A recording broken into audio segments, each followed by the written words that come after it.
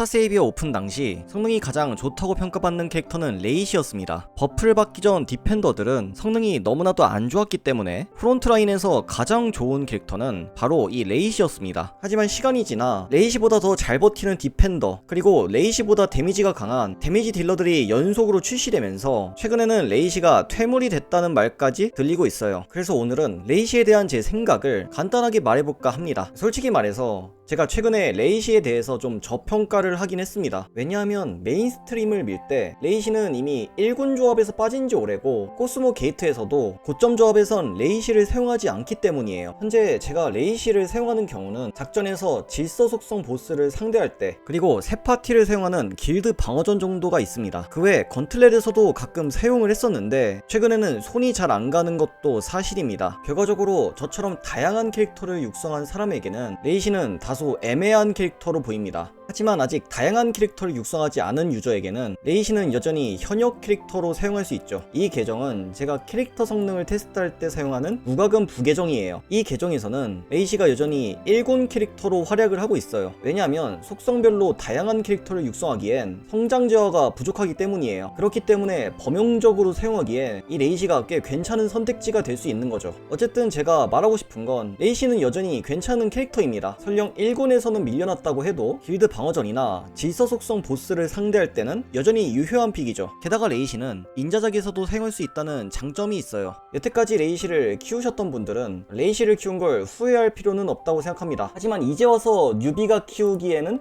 살짝 추천드리지 않습니다. 이번 신규 캐릭터인 로자리아를 뽑으셨다면 개인적으로는 로자리아에 투자를 하시는 걸 추천드립니다. 오늘 영상은 여기까지입니다. 시청해주셔서 감사합니다.